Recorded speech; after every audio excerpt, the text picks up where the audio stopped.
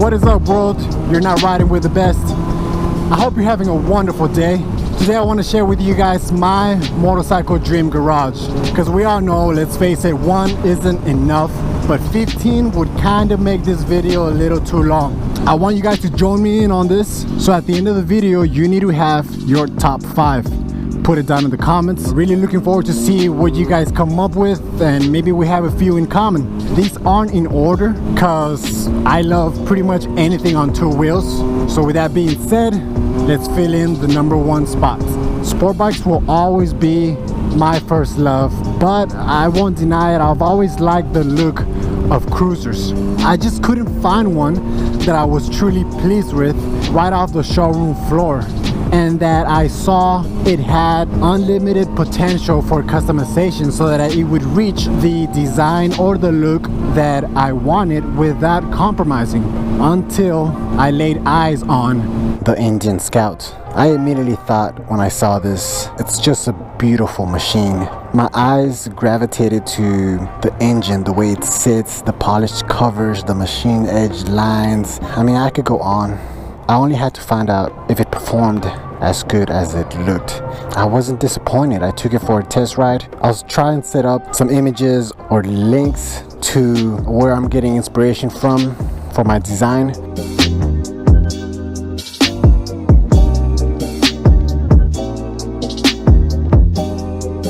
Yeah, this is a lovely motorcycle. I encourage you to find some demo rides around your area and just take it for a ride. They're really fun, and I like to do that with different brands just because, you know, I like to ride for free.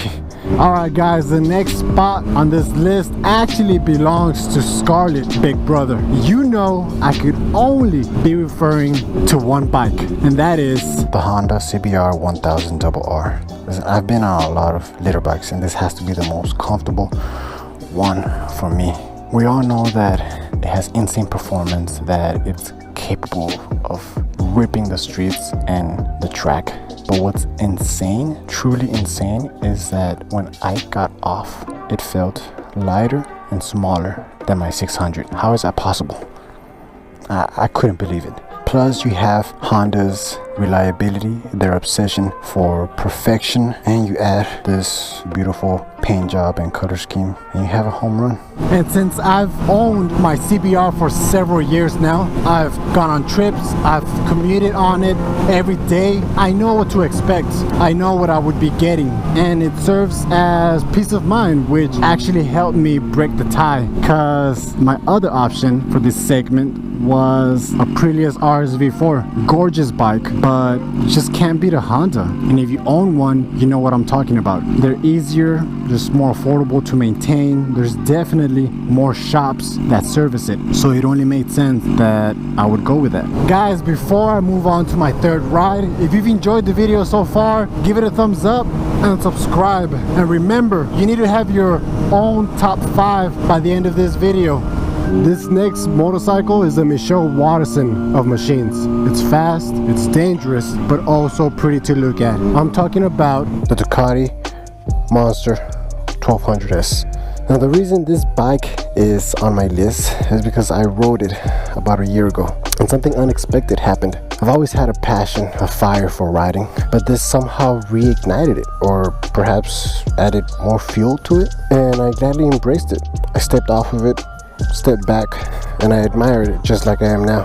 From its mechanical guts on display to its sexy exhaust. But at the same time, your torso is upright and comfortable, and you know that you can tuck in, lean with it, rock with it at any time. And that is why it'll be in my garage one day. And since I already love classic cars like this beauty that just pulled up, it only makes sense that my garage will be graced with the existence of a classic motorcycle. But to be honest, I'm a little undecided because there's so many great options. But let me show you guys a couple of them. Royal Enfield, so much history inspired by the past. Such an iconic bike. Never been a fan of the chrome, but it works. But we cannot forget of the legendary Bonneville T120. Like I said, this is a legend in the market. No one is really doing it the way Triumph is, packing so much technology, variety, customization into their bikes. When I first saw this bike, I was overcome with joy because I knew that this was available. You know, the steel spoked rims, the chrome or matte exhaust, the headlight. I mean, it's a gorgeous machine, one that I honestly do see myself riding one day. But like I said, it's vintage, but it has the comfortable modern amenities that you'd find on bikes today. I definitely see myself picking up my girl, going on into, you know, riding into downtown. You know, she can't ride a sport bike every day. So this is definitely one of the options if I ever find myself in a position that I can afford a couple more bikes. When asked what motorcycle riding means to us, some would have different answers, but I believe for the most part, we would all share one in common, and that's freedom. One thing that I really want in life is to travel to every corner of this beautiful world on a motorcycle, to ride for impossible amount of miles, to conquer paths and all types of terrain, to open a map, choose a destination and just go, not limited by state lines or borders. And I also have always enjoyed the solitude of being in the woods, the silence, no traffic, less pollution, just absorbing everything nature has to offer. Those are also all reasons I like mountain biking.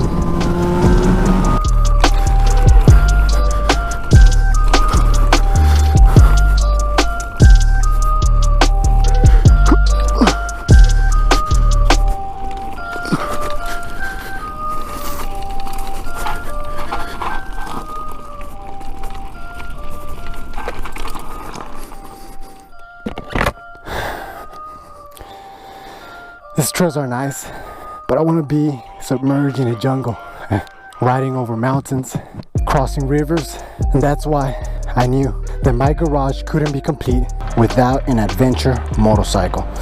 Right now, I'm sitting on a Kawasaki Versys. Would this be the bike I take down to, I don't know, Latin America? Or how about this African Twin?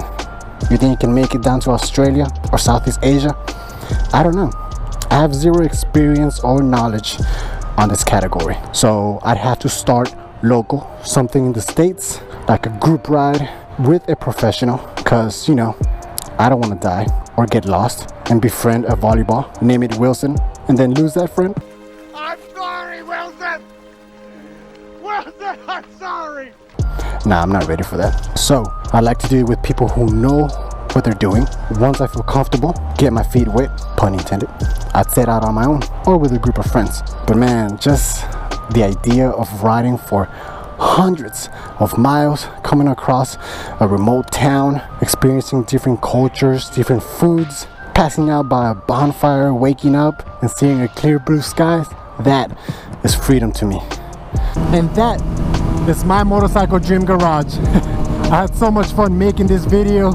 If you guys enjoyed it, or maybe it was a little fun distraction during a boring day at work, just don't let the boss catch you.